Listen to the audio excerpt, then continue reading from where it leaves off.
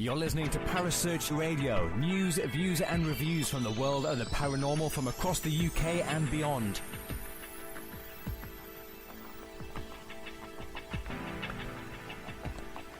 Find us on Facebook, Twitter and the World Wide Web. Parasearch UK Radio.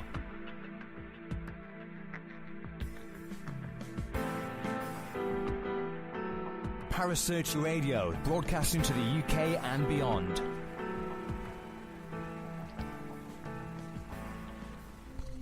The views and opinions expressed by presenters and guests are their own and do not necessarily reflect the official policy or position of Parasearch Radio or its affiliates and sponsors. Listener discretion is advised.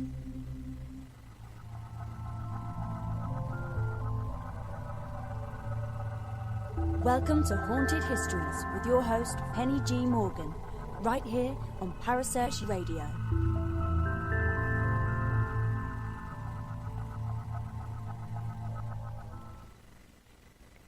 And a very good Wednesday evening to you all. This is Penny G. Morgan of Haunted Histories, bringing you our regular dose of history and the paranormal.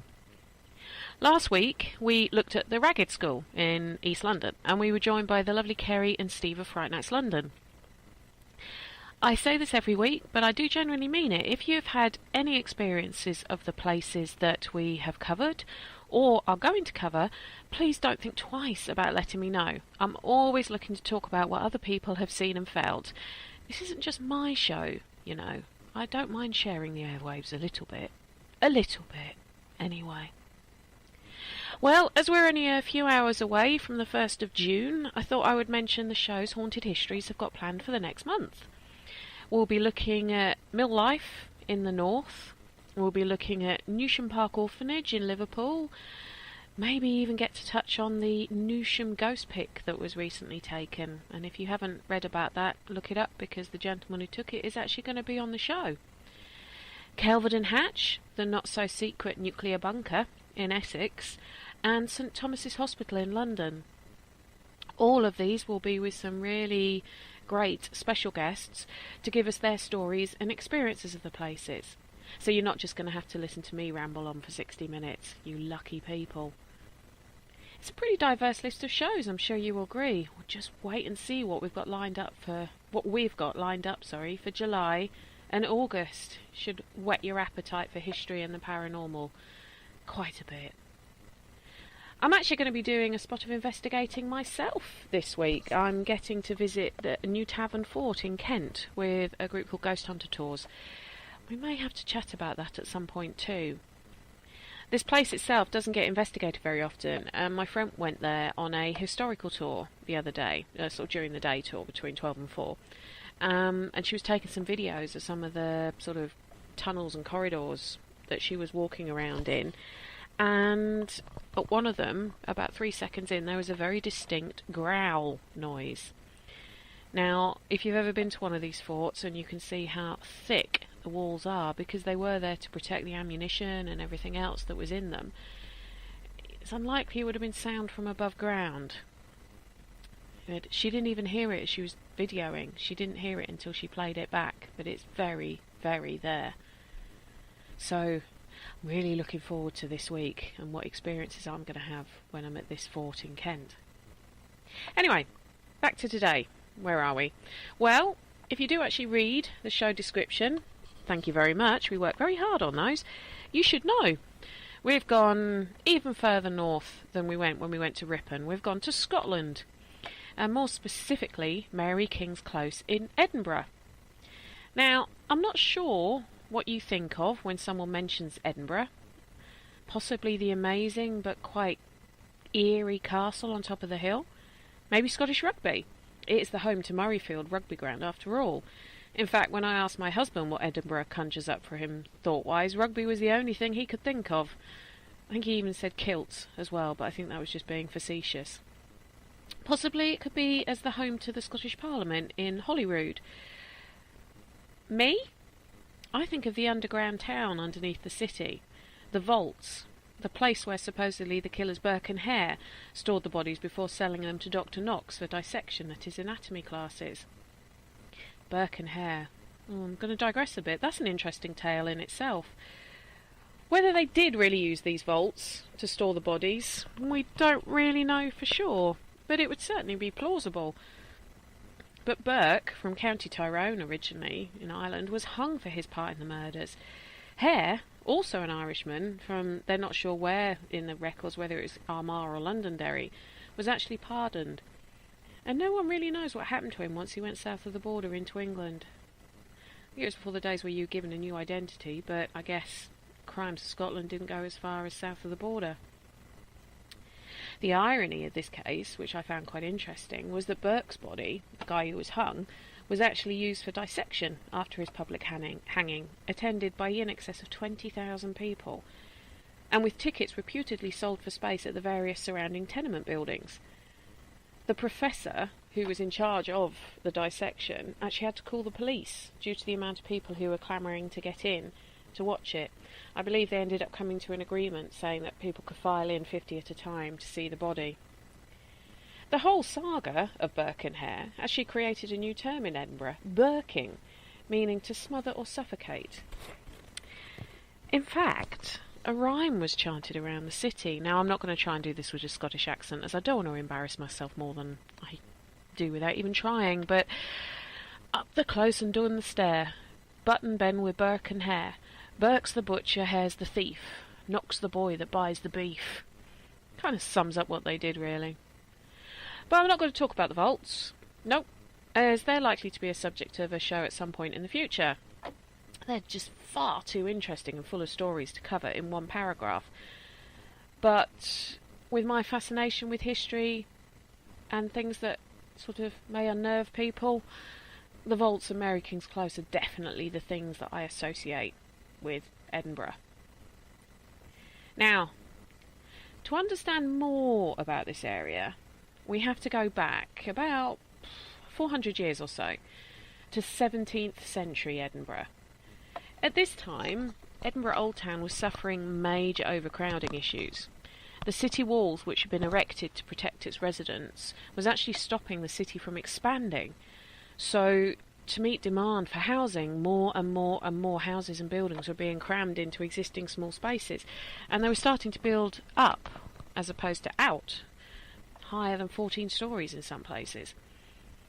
The poor would live on the lower levels, where the stench of sewage was at its worst, and the light probably didn't even reach, living a dark, smelly, dank existence, whereas the richer and better off would live higher up. But whilst during all these changes to the city, most closes were demolished to be built into something else. Now, when you think of a close, don't think of what we'd expect as being a little row with 30 or 40 houses on it. The closes in Edinburgh weren't like that. They were almost like little enclaves of their own, with lots of little alleyways and buildings, offshoots and everything else. So when these closes were being demolished to make way for more, I suppose, suitable accommodation, Mary King's Close survived. Albeit, it got built over. The new Royal Mile was completed by taking off some of the higher floors of the original buildings and using the remaining floors as foundations. I would guess not many people would have wanted to stay, but some did, quite a few by all accounts, carrying on their daily activities in this weird, semi-enclosed dark underground world. Supposedly it was the place to go if you wanted your knives sharpening or a new wig building. I do remember when I went on a sort of day tour around Edinburgh once that they pointed out these multi-storey tenement areas and asked what we thought that they would do with the waste products, as there was no sewage system. They also mentioned that if we ever heard someone shout "Gardy Lou," to whatever we did, not look up to where the person was actually shouting, and to try and either stand in the middle of the footpath or go for shelter, as it meant someone was emptying whatever device they had used to, I'm sure you actually know what I'm talking about here, and I don't have to explain it to you lovely people any further, but it actually came from the French, "Gardez l'eau," meaning basically watch out for water, or something similar to that. But with over 50,000 people living in a very small area, with livestock wandering about, and narrow cramped alleyways. The stench and stink was probably absolutely phenomenal. In fact, I think Edinburgh was even known as the stinky town. Mary King's Close is actually hidden below Edinburgh Council's city chambers. Now, anyway. But you can visit, and there are some amazing tours available. And whilst when it was covered over in the mid-1600s it caused people to leave, there was no concept of the devastation that would happen in 1645 with the arrival of the plague. To say it decimated Edinburgh and its surrounding sort of areas is probably an understatement. It killed over half the population, they believe, in Edinburgh alone. And the city rulers, for want of a better term, were completely thrown as to what to do to halt this devastation from this abhorrent disease that was killing off people of working age, children, you name it. Do you know how the bubonic plague works? What it does? Do you know why it's known as the Black Death? Well, firstly, the symptoms come on very fast after contracting it. Chills, a general feeling of being unwell, quite a high temperature, possibly even seizures, and then swellings. Each swelling's called a bubo, hence bubonic plague. Commonly these swellings were in the groin, but they were also around the bite site, because, as we know, this wasn't something that was carried in the air. Then these poor individuals would develop gangrene of the extremities, giving the illusion of black, hence Black Death, as the tissue suffered from necrosis. Most of us have probably learned as school children that it was rats that spread the disease. Well, not actually the rats itself, they were just the carriers. It was fleas, a specific type of flea that lived on the rats. But back then they didn't realise this. And we'll probably talk about the plague masks and something in a bit, because that's quite an interesting subject.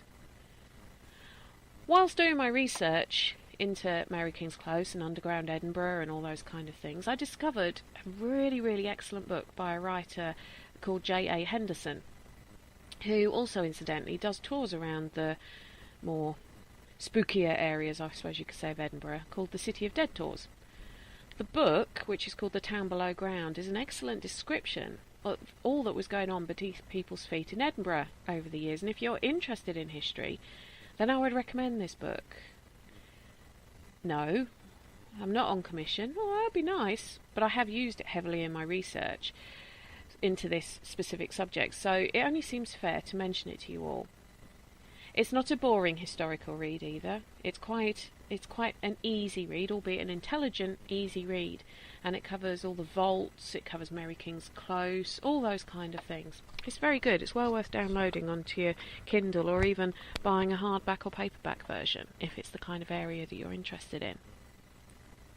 So, back to Mary King's Close. If you remember, I described it as being dark, dank, cramped. People hemmed in, small rooms with lots of people living in them. Very unsanitary living conditions. Pretty much a perfect breeding ground for rats, and more specifically, the Black Death. And it was just this, so when the plague arrived in Edinburgh in 1645, the Close is supposedly reported to have suffered very, very badly.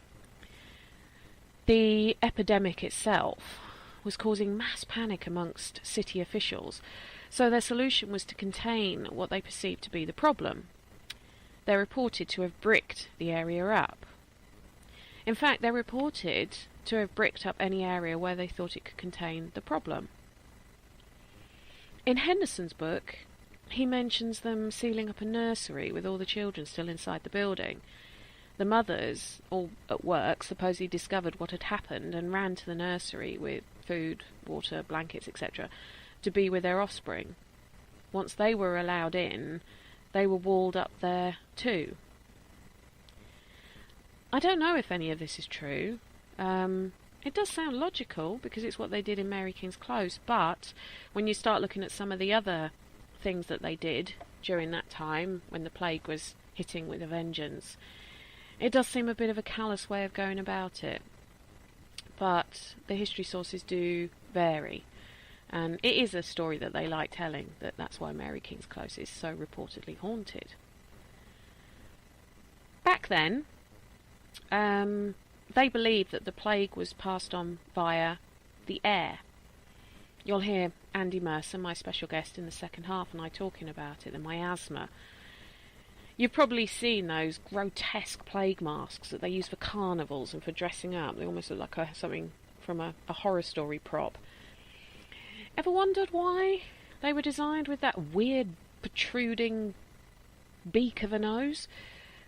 Well, it's because that part was actually filled with herbs that the wearers and medical experts at the time believed would stop the evil smells, which they thought carried the plague from getting to them. So these herbs would smell sweet, so therefore the bad smell that the plague was part of wouldn't be able to get to them because they were smelling the nice sweet herbs. A pretty useless measure we know now. But that was then. That was 400 years ago. It wasn't now with the scientific discoveries we have.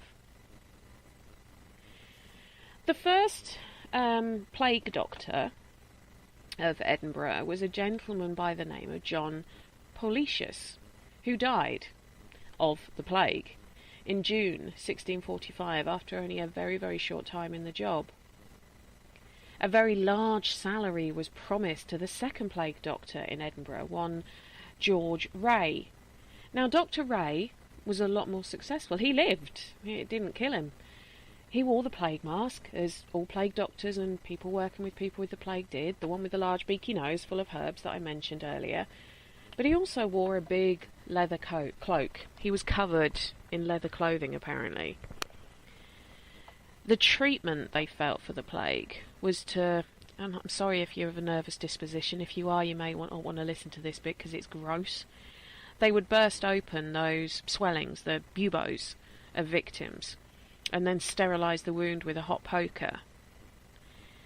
Bear in mind, however, that there was no anaesthetics available in Edinburgh, no antibiotics, so people would have probably died from the plague anyway, even if they hadn't done these, I don't know, minor surgical procedures. And the ones that didn't die from the plague possibly would have died from infection or just the shock and the pain of it. It probably wouldn't have been the most comfortable of an experience.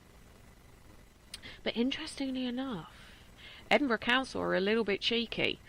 They never intended to pay this massive salary which was promised to Dr. Ray, as the plague doctor was never expected to survive, so therefore was never expected to actually ask for their money.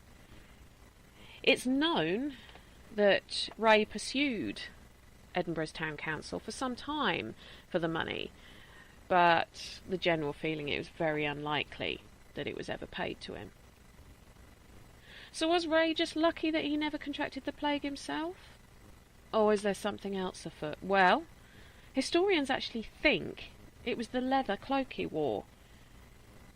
It would have been heavy enough to protect against the flea bites getting to his skin, therefore protecting him from the illness, and protecting him from the cause of the illness. Although most people probably thought he was just lucky and he was a miracle doctor back then, or he had the god with him or something. But no, he was covered in a big leather cloak, and that's probably what saved him. So the close, they bricked it up, supposedly sealed every single person in there to die, to try and prevent the further spread of this epidemic.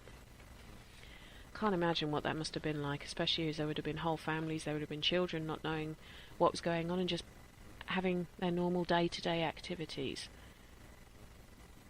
At this point, cities such as Edinburgh had introduced people called foulclingers, who had the possibly unenviable job of taking the plague victims away from the city boundaries and to burn their clothes and even their property at times. But I guess with somewhere such as Mary King's Close, which was so cramped and slum-like, this would not have been possible, so imprisonment may have been the better option. It did get cleared out at the end, though, once the plague had abated, but there probably wouldn't have been any survivors if the bricking up option is true. With around half the population of Edinburgh dying, the death toll in nearby Leith was even higher. Believed to be because Leith is a dock, it's a port area, all the ships that were frequently coming in were probably carrying even more rats and horrible things like that. The actual effect on society and industry in Scotland at that time, especially that part of Scotland, was absolutely devastating. If you think, if it killed off over half, at least half the population in Edinburgh, it killed off over half in nearby Leith. Now, the populations themselves back then weren't what we would expect now in the millions. You're looking at 40, 50,000 people. Half of those have been died. So you got less and less able-bodied people to take up arms. It would have been the way of assessing whether they were capable or not. So, with less people to do the day-to-day jobs, running the farms, working factories, or whatever sort of systems they would have had back then, the wages went up for those who were still alive. And many industries struggled to continue. And obviously prices went up for everything else that was around. It was more than just the devastation of the deaths. There was a massive knock-on. Then you had the plague pits. Most people have heard of plague pits. There's tales that in London, some of the major parks that people play on and enjoy themselves on are actually, designed over old plague pits. To cope with the number of bodies and the need to get them off the streets, and as they felt to try and contain the infection, these pits were hastily dug at places like Muir, which basically is a Scottish word for moor, to the south of the city, and Lee Links, near Leith, the docks area of Edinburgh.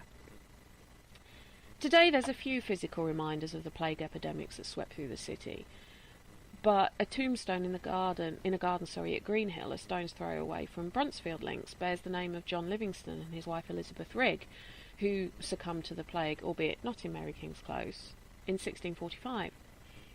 The bodies that were buried here, historically, golfers would tee off over them, because a lot of the links are actual very, very old and respected golf courses.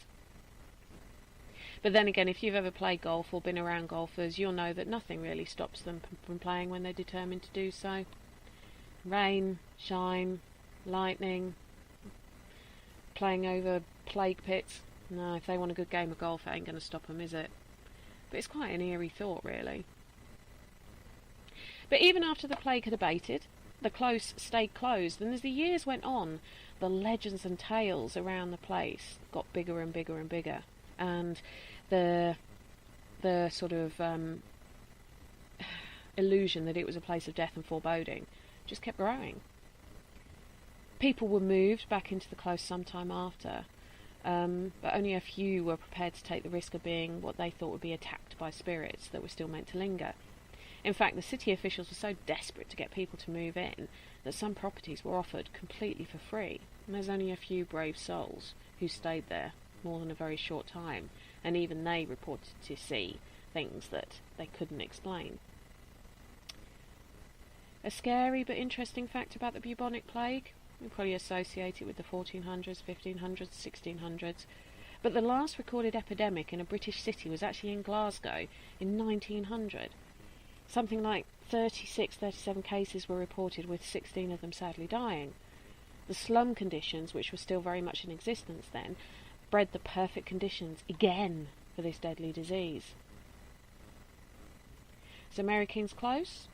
Well, it finally shut its doors to residents in 1902. A gentleman by the name of Andrew Chesney was forced out due to compulsory purchase. And whilst there were sporadic tours in the late 20th century, it wasn't until 2003 that it was open to the public as a tourist attraction. Makes you wonder what kind of things were going on in there while it was sealed up. In the second half, I'm going to be talking to my friend and Parasearch colleague, Andy Mercer, because he was one of the first sort of groups to go in there when they reopened it in the late 20th century, and we can hear about some of his thoughts and feelings about the place. But what I do want you to consider, though, is that this close isn't the only one in Edinburgh. there's meant to be quite a few that have lain undiscovered beneath the city streets. And it does make you wonder what kind of secrets they hold. But anyway, here's a quick word from our friend and sponsor, Mr. Harry Price. Hello, Harry Price here. Good evening. If there's nothing myself and everybody else enjoy here on the other side more is the sit back and relax and listen to Parasearch Radio with its paranormal news, views and reviews from across the UK and beyond. Make sure to find out more about them on Facebook, Twitter and the World Wide Web, whatever they are, to keep up to date with all their broadcasts throughout the week. And I hope you enjoy them as much as we do over here. Hello? Is anybody there?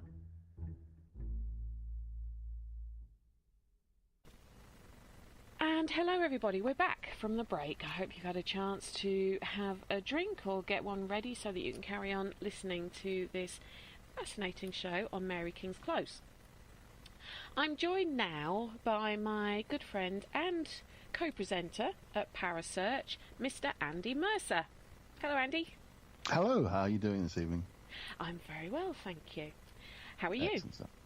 Yeah, not too bad at all. Yeah, pretty good. Good. Well, Andy has been in the paranormal sort of environment, I suppose you could say, for how long now? About 30 years. It's quite sad, I know. Oh dear. And what made you get into it in the first place, Andy? Well, that's quite a long story in itself. I mean, I had a We've got half an hour to fill, mate. You know, fill your boots. Go on. Well, a couple of things, really. I had an early experience when I was about 10 years old, visiting a local, basically disused fort that was built in the First World War and built more in the Second World War, called Coalhouse Fort. Yes, and in the place Tilbury. In Tilbury, in Essex. It's Tilbury, Essex, isn't it? Yeah. Yeah, that's the place. It's just on the coast. And back in the sort of, when I was there, the 70s, it was closed down. It was actually barricaded off. You couldn't get inside, but there were lots of gaps in the fence. It was fairly easy to break into. And it's part of a country park, so we were there. Used to go there often on a Sunday afternoon, just sort of sit and just relax with my parents, obviously, and grandparents at the time. And we'd often break into the fort because there's a large open area in the middle of the fort where you could basically play football and stuff like that. I was in there with my brother and some other kids, and we were just sort of basically playing football. I remember looking up at one point, not up sort of straight, but kind of a bit further away. I noticed like a pair of legs of two men walking past about 15, 20 feet away. And they were dressed really strangely. They were kind of dressed in like a light brown kind of khaki uniform.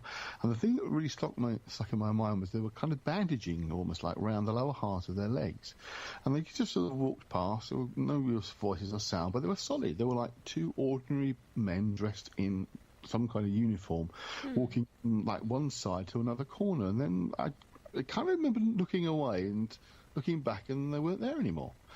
And it was only years later, or sometime I kind of figured out it was the First World War uniform they're wearing, hence the kind of bandage, if you like, effect around the lower half of their legs. And it was one of these odd things. I knew there was something strange about it, but I didn't really say anything to anybody else. No one else had noticed them, but I definitely was very sure what I'd seen walk past, and it just stuck with me. And I actually remember saying to one of my parents that I'd seen these men inside the fort, and they said, "Well, don't be daft, there's no one in there. And what are you doing in there anyway? You shouldn't be in there." So I was about 10 years old when that happened, 10, 11 years old. And that kind of stuck me for many years. And I got looking at books and reading about ghosts and that kind of stuff. And fast forward a little bit to the early, or mid-1980s, sort of towards the end, 88, I think it was, 87, 88, a local writer called Andy Collins had published a book called The Black Alchemist, which was all about his experiences and adventures, basically dealing with this guy called the Black Alchemist. It was like a true life mystery adventure involving the paranormal and supernatural. And he and Wood Bernard had retrieved a number of artifacts that had been hidden in locations around the southeast, in churchyards, etc., causing an effect to the atmosphere. And they'd removed the items and the atmosphere had been kind of cleaned up. And he gave a talk about this Black Alchemist adventures, having published the book, and had with him some of the artifacts that were retrieved from the sites. And at the end of the talk, it was only about 30 people there, 20, 30 people, and he let us handle the artifacts. And I remember holding one in particular, and it was like holding a live battery. It's the only way I can describe it. You could absolutely feel the energy, and literally you could feel it like it was holding a live battery, as I say. It was like power running through this thing. I thought, bloody hell, what is this? And Andy ran at the time a group called EarthQuest. Used to meet once a month in the pub in Leigh-on-Sea upstairs to have talks and discussions and meditation groups and go out and investigate things in the landscape, things like crop circles, all that kind of stuff. Not that I believe in those now, but, we was interested at the time.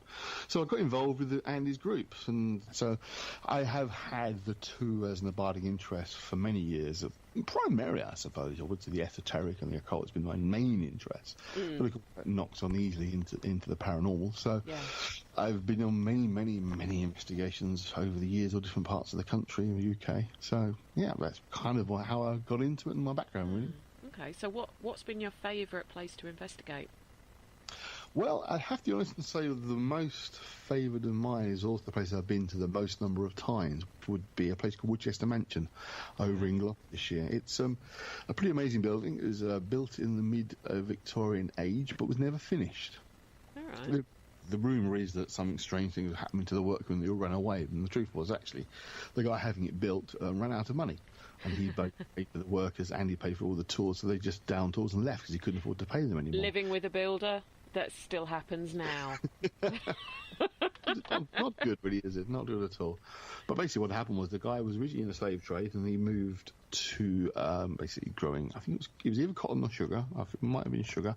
And apparently there was a major storm which wiped out much of his crop, so of course he had no money. Yeah. The guy's name was William Lee, that was it. Those are guys having Woodchester Mansion built, so it was left sort of half finished.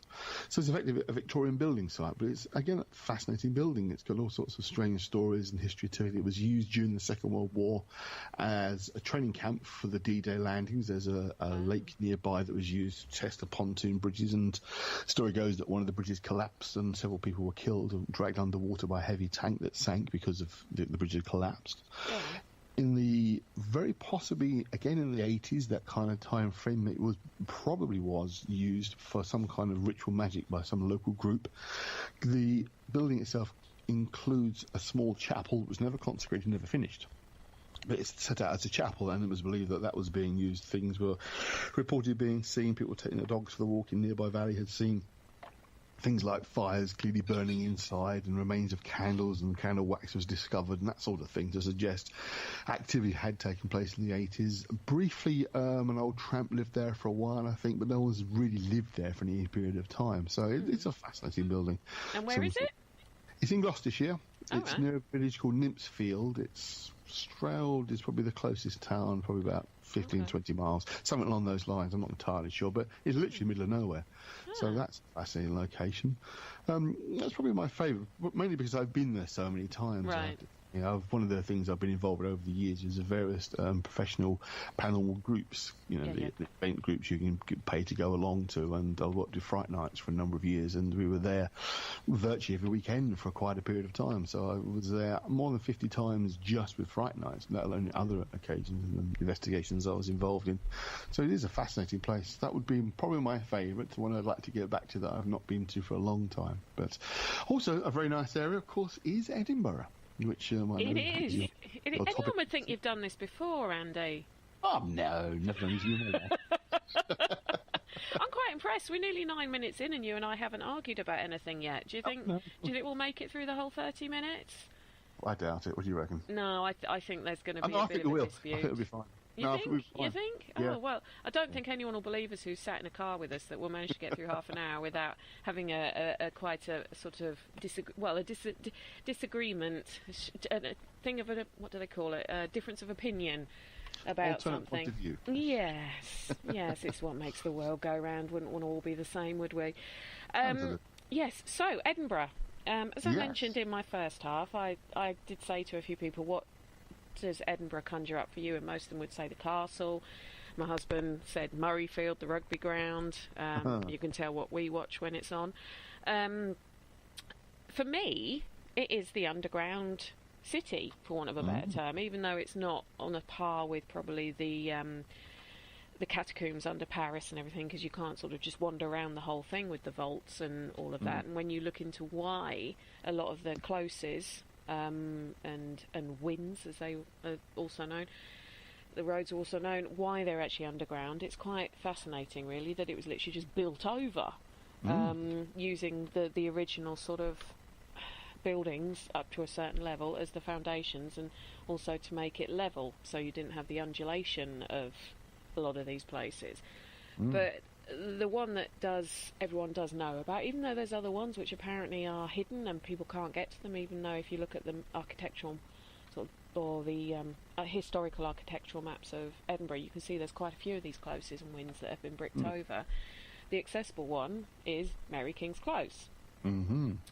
And also because of its, whether it's true or not, nobody really knows, but the story that there was over 300 plague victims bricked up in it does give rise to quite a lot of good ghost stories, for want of a better term. I do know other people who've investigated there. Before we start talking about your investigations there, one of them, she told me I wasn't allowed to mention them because she didn't want a certain part of her anatomy to be made famous, but I'm going to mention it anyway. She said when she was there, she felt someone slap her backside. Turned round to see if it was her husband larking about, and there was no one near her. But she said she definitely felt it. And if she's listening to this, she's probably going to be swearing at me, but I didn't mention your name, Paula. You shouldn't tell me stories like that and then tell me I can't use it. But that's what she felt when she was there. Now, when I went up to Edinburgh, I went into the vaults, but I didn't actually go into Mary King's Close. I can't remember why. There was a reason. But you have on a couple of occasions, haven't you? Yes, we were, again, early on in its sort of life as a haunted location to be investigated. Our good old Fright Nights were very good at opening the doors to places not being covered before, and I think it may well have been the first, at least one of the first few that ever took place there, and it was an absolutely fascinating place. As you say, it's quite rightly, it's essentially an underground city or a small town. It's literally been cut off and built on top of, and as you said, they used the buildings underneath as the foundations for the buildings on top. So, yeah, it was a very strange location, certainly. So how would you describe it to someone who's never been in there, going into Mary King's Close? As you come down, obviously, through the kind of the modern bit, the visitors area, you go down quite a steep slope down into, and as you look down, you're looking down into a Victorian high street, but with just the physical brick buildings. There's no, obviously, the usual kind of stuff's missing. It's just literally the stone buildings that were there are being all that remains, but you are literally walking into it. And they put some props up there. I remember there was like washing hanging up and there's little old curtains at the windows, but they're just modern bits that have been added to the attraction. But the buildings themselves, they are literally like it's been sheared off the top. And you go, first coming, it's quite a steep drop downwards, and you do feel it gets colder as you go down. Yeah. So you walk into a man-made cave, quite literally, and that's really what it felt like. It's quite strange. Just that entrance into it, you do feel you really are slipping back in time. Right. Definitely. Right. And how big is it down there? How much space is there as you're walking through these sort of alleys? Because when I think of a close, I think of almost like a modern day close, like a tiny little road with say 20 or 30 houses. That's what we think, but that's not what closes are or were in Edinburgh. Not that. They were sort of offshoots of things and everything else. So how much space is there? I mean, you're 6 foot plus, if I'm right, if I remember rightly. So how claustrophobic did it feel? Well, interesting, not quite, because a lot of them are missing their roofs as you get further down, so they're fairly open. But when you go into some of the houses, as would-be houses, they were absolutely tiny.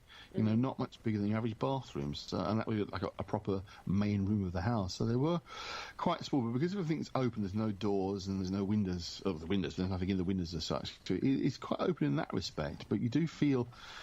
You feel the atmosphere. It feels claustrophobic in a different way, not visually claustrophobic or in terms of space, but just the atmosphere down there, the feeling that you have. I mean, the main walkway from memory is about 100 yards or so, and you've got small buildings on either side that are essentially homes, as would have been. Most of them are on single floor. Some of them may have had one or two of like a second floor to them, but predominantly they were just single floor buildings. So each one you could walk around quite easily. But there are other bits further down. I can remember there was a section that seemed to be dedicated to some young girl who had been the ghost was believed to occupy the area. Annie. That's the one, yeah. And there was a little display to her. I remember that because apparently used to bring gifts and presents and leave them behind there. She's meant to be one of the more prolific ghosts there. It was a little 10-year-old girl supposedly called Annie, who appeared supposedly, from what I've read, to a Japanese psychic who was down there, and in the 90s, and from then on, people have always bought little gifts and stuff to leave for this little girl who was bricked up, so if the legend is true, in the close, with either she suffered from the plague or her family did, I'm not sure which, but yeah, Annie the 10-year-old. That's the one, yeah. No, it was. I remember seeing that, and there's literally hundreds of things have been left there for her. But I mean, without jumping ahead too much, that was the strongest impression I got, was there was definitely children present in there. So your friend slapped backside, may well have been one of the kids actually mucking about. The slap backside I wasn't supposed to talk about, so it didn't. That one. Yeah. Yes, that's definitely the one. But yeah, that could well have been one of those children ones that definitely you had the feeling were down there. That was something I was quite aware of, certainly. But it was, again, the full night was interesting. As I say, we had a few experiences. There was about 20, 25 of us in the group. It was one of those. It was part of a whole weekend of different locations we were investigating. But it was probably the highlight was the close itself. It definitely had a very interesting atmosphere to it, certainly. Okay. So, talk to me about some of the experiences that you had down there. Sure, yeah. Well, I'd say predominantly the feeling was of children running around and sort of making noise. You didn't necessarily hear it, but you just kind of felt that was going on.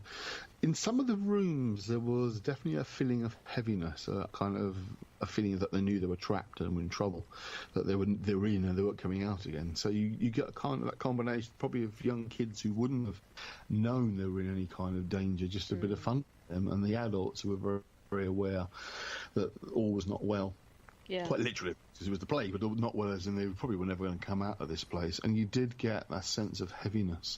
Yeah. There was a couple of times when we did have some small seances. You broke into smaller groups. We did try a little sort of circle seance thing.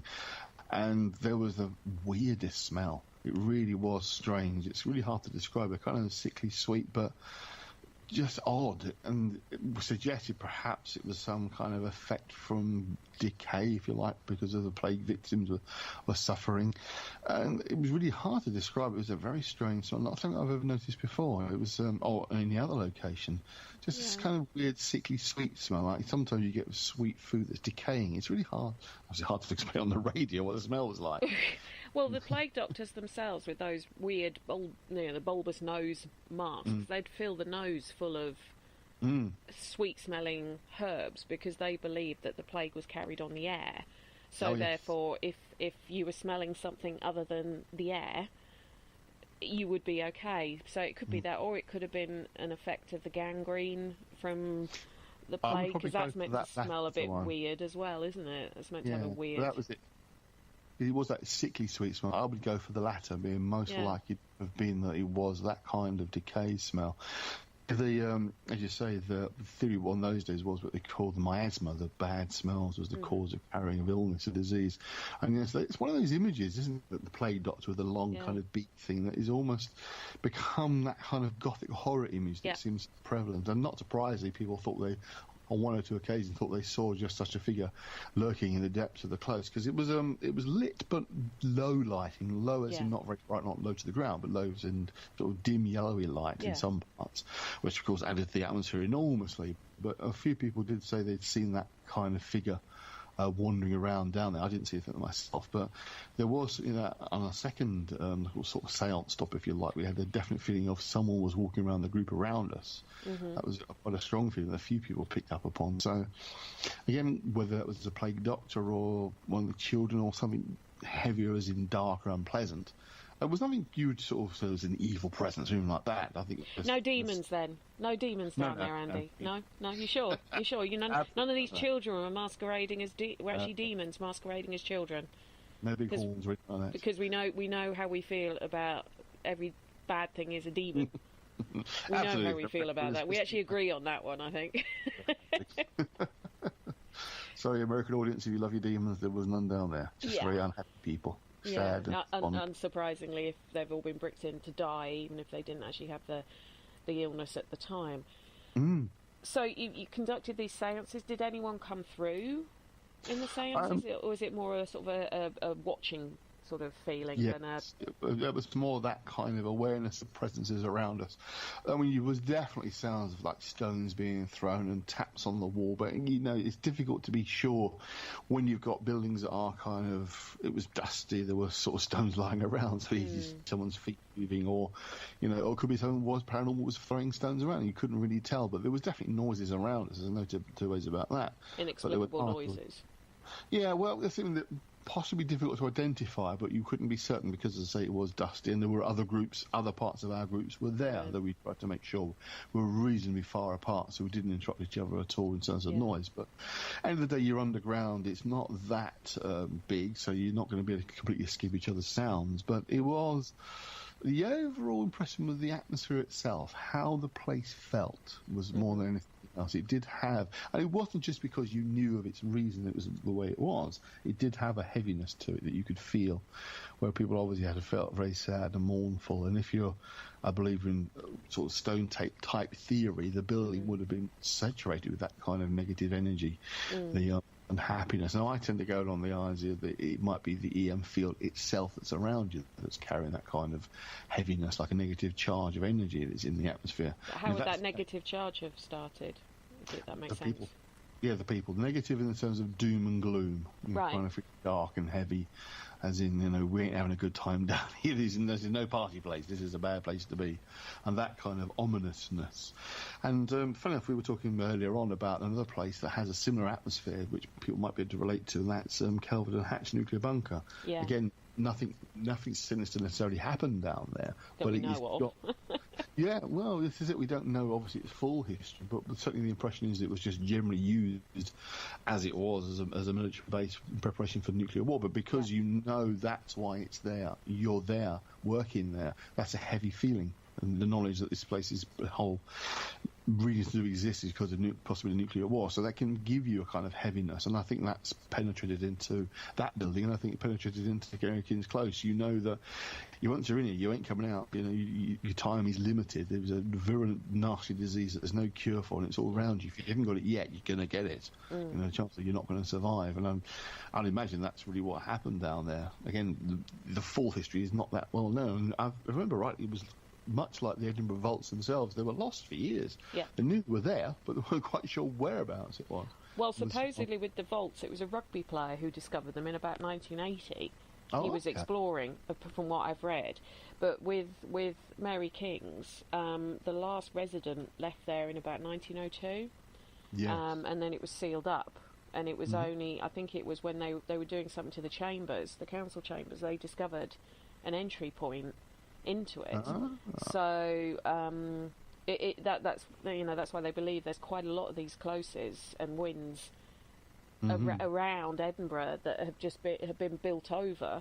Probably not dissimilar actually to tube tunnels, if I'm completely honest, in London, because a lot of tube tunnels were places that were just built over to create that tube tunnel as opposed to digging down. And there's so many of those that are disused from sort of the Victorian and the early 1900s. There's probably loads of those as well that nobody knows they exist, and or someone does somewhere but doesn't talk about it. So there's probably a lot of these kind of things around. Not quite the same as Edinburgh, because that is quite unique in the underground streets, for want of a better word, that were created. But for those who don't know what stone tape theory is that you just mentioned, do you want to explain that? Yeah, sure. I'll be amazed if they don't know, because it's probably one of the most prevalent theories about it. Essentially, the idea is that the building or environment in which people are in record the events around, we call the atmosphere, or call particular events, occurrences, violent actions, etc., that penetrate into the building work itself, and under certain circumstances the building replays the events, a bit like a videotape records onto, old-fashioned videotapes. But back in the day of videotapes, where they had a piece of... Are we talking VHS or Beta here? Those guys, they're the ones, yeah. Anyone under 40s probably think, what the hell are they talking about? But yeah, the idea of those pieces of metal a metal tape basically that was recording the imagery onto it, that under certain circumstances, i.e. putting a video player, you can watch the imagery again. Essentially the same kind of thing as a digital phone today would record onto a memory card, and the memory card itself contains the imagery of the events, and in the right circumstances, i.e. plug into your computer, you can watch them all again. And that's one of the theories. My own take is slightly a bit of a variation, that it's not so much the stone building or the place you're in, but the electromagnetic field that, of course, are absolutely everywhere, that they are acting like a recorder, that they're trapping and capturing strong emotional events. And again, under certain circumstances, us interacting with that EM field, which you're essentially standing in, then you start to see and experience some of those past historic events. Yeah. And that's the manifestations of a ghost. That's sort of a variation on that theory that I tend to go down the road of it being the field. Because, I mean, a good example would be Worcester Mansion, to go back to the place I mentioned before. That's at least the third building on the same site. The previous building, Spring House, was slightly larger. And a description of one of the supposed ghosts that's been seen there is that of a woman in white. Appears to be ascending a staircase, but she's walking oddly on the stairs, because she's walking on the stairs that was there before, which is in a similar space to the ones where Woodchester's are now, but not exactly the same. Yeah. So the fact that she appears to walk slightly strange is because she's walking on the old stairs. Now, if it's stone tape theory, the building's not there anymore, so it has to be something other than the physical building. It's one of the first ones that kind of occurred to me back in, God knows, 2000, that there might be an alternative theory here. Yeah. And again, my experience is working with the esoteric. We do cause atmospheres to change by what we do mentally. I mean, you know that, you've seen it happening yourself, and when we was in Clapham Wood. Yes, so that was a weird one, that one. Well, wait till we do enough of an investigation. But you can manipulate energy around you. I'm no doubt about that at all. And again, events can cause impressions. Now, they don't necessarily have to be big dramatic things.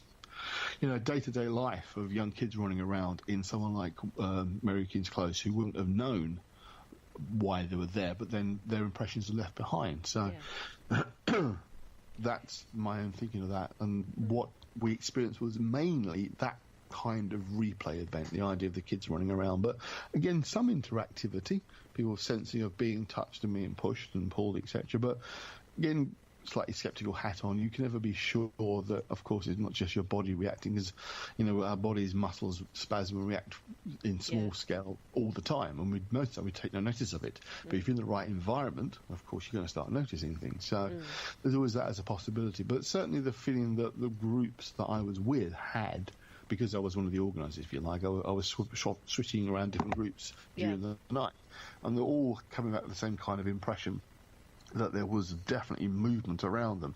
Nothing specific, nothing you could put your finger on, but there was definitely a sense of being movement around us. So, yeah, it was actually a fascinating place. That was the first time I was there. The second time was a little bit later on in the year, or maybe the following year, and it was, I have to say, a lot quieter. Again, you could never know why.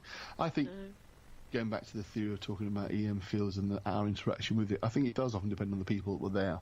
The feeling was the first group that came were much more up for it than the second group. And sometimes if the people on the event kind of sit back and wait for the hosts to do things, to make things happen, and rely on us to be the energy generator, if you like, then it tends to fall a bit flat. But if you get people actively involved, then you tend to get more activity. So you can, rather than the place being let down, sometimes the people you're with, unfortunately, don't contribute enough in terms of their engagement with the event for it to become particularly active. But it was, on both occasions, there was definitely that sense of it being a heavy, oppressive atmosphere, a bit of doom and gloom. So, a happy place. Well, if the myths are true about what happened to the people who were in there, you can't really blame them for being anything but a bit down on it.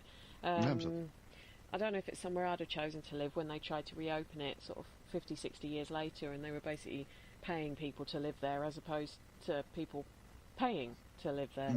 I think you'd have had to been a pretty brave person to want to live somewhere where all those plague victims were meant to have died. But then again, when you look at where the plague pits were in Edinburgh, you've got people living over them, playing golf over them, kids' parks and everything else. So it's sometimes a case of, if you don't know what's beneath your feet, you probably wouldn't think twice about it. But well, exactly. Anyway, That's been very interesting, Andy. Thank you ever so much. No problem at all. It's somewhere I'd like to visit myself one day if I ever get to go further north, but my diary's going to get pretty full with all the places I want to visit at the moment, and maybe do another show on when I visited them. But as for yourself, what have you got coming up? Well, at the moment, I'm actually working on putting together a publishing company, which I have to mention earlier, called Mysterium Press, which we're reproducing some of the old classic grimoires. They're the books of magic that go back they claim go back to ancient Israel with King Solomon. They're mainly medieval publications. But at the moment, you can either spend a small fortune on some rather nice leather-bound old edition published years ago that cost you £200, £300, or you can pay next to nothing for bloody awful print-on-demand paperbacks that are usually badly set and look pretty dreadful. So my idea is aiming to produce nice quality cloth-bound editions for a reasonable price that people can use if they want to practice magic or just have as something in their library. So Mysterium Press will be launching fairly soon with a few titles already sort of coming down the pipeline.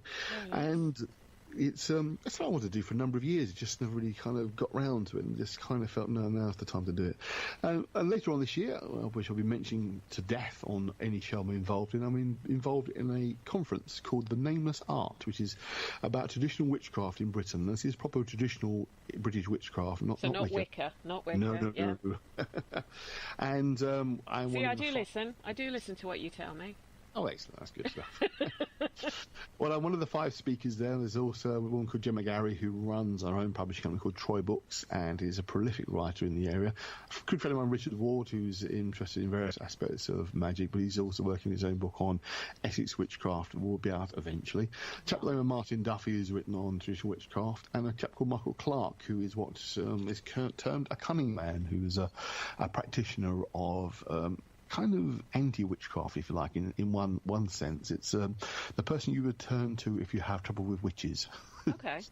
And he's been involved in that for a number of years, and he's actually working his own book as well, and he's one of our speakers too. So it's all people talking about proper traditional witchcraft. Now, you have, just very brief, 3 kinds. You mentioned Wicca, which is almost like a modern religion these days. You have traditional witchcraft, which is modern traditional witchcraft, which is the antithesis, if you like, for Wicca. But there's also traditional witchcraft, which is actually based on real historic documents. Now, I've actually written a book, which is called The Wicked Shall Decay, which is coming out by Three Hands Press, an American publisher, hopefully later this year, possibly early next year now, which is a collection of genuine spells, charms and incantations from Victorian Britain. And the Folklore Society was the main sort of body that produced books and essays on those sort of areas. And a lot of these books tell you tales of ghosts, of course, as well as sort of devils turning up and witches and all this kind of stuff, but some of them used to contain genuine examples of cunning craft work and charms and spells of magic that were just recorded in these books. And no one's ever thought to compile a book of all the various examples of these spells and charms before, and I thought that would be an interesting thing to work on. And say Three Hands Press, the publishers, absolutely loved the idea, so they would publish my book a bit later on, which is why I'm part of this Nameless Art conference in September. So if anyone wants tickets to this conference, Andy, how do they go about getting them? Very easily, if you come on to Facebook and put in The Nameless Art. Now, art is A-R-T-E, with an E on the end. You can find the Facebook page. The conference itself is in Southend, a place called the Balmoral Centre, in Westcliff, I should say, in Southend. And that's on the 2nd of September from 10 in the morning till 5 in the evening. And then in the evening, we're doing a little local tour of an area in Hadley and Leigh-on-Sea, which is where a chap called Cunning Murrell used to live. Now, Cunning Murrell is a fascinating guy. He's a proper, genuine cunning man from the sort of mid to late Victorian era. And he is probably the originator of a lot of the so-called legends and stories that were attributed to another guy called George Pickingill. Now, George Pickingill, if anyone's into Wicca, would have heard of him because he is one of the sort of forerunners before a guy called Gerald Gardiner, who founded the Wicca movement, and Gardiner claimed that some of the ideas came from Pickingill. There's all linked together. Actually, that's not true. There's a bit of a story behind that. But that's something we can get into another time when we have a bit more time to talk about it. So they can go to the Facebook page, grab a ticket. Mm-hmm. It's not just a conference. You get a tour as well at the end. Yeah. Loads of information and chance to ask lots of questions about the different types of witchcraft and why traditional witchcraft people hate Wicca and all that kind of stuff. Yeah, that's what I hate. I have a difference of opinion on it. Sorry. I remember what you said to me when I was talking about Wicca. Okay, so, well, thank you ever so much for your time, Andy. No problem. I'm sure we'll chat again about something else, seeing as you're on the same station as me, and you've got that sort of 30-odd years of experience. I'm sure if I end up doing a show on something like Jack the Ripper or reported hauntings of Jack the Ripper, I'll be chatting to you, as I know you're also a ripperologist. Oh, yes, I'm afraid so. Yes. Anyway, it's been an absolute pleasure chatting with you, Andy. That just leaves me to say to everyone, thank you for listening. I hope you have a good evening, sleep tight, and don't worry about things that go bump in the night.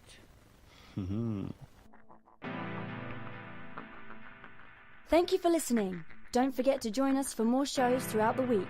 Find us on Facebook, Twitter, and the World Wide Web to keep up to date with all the shows right here on Parasearch Radio.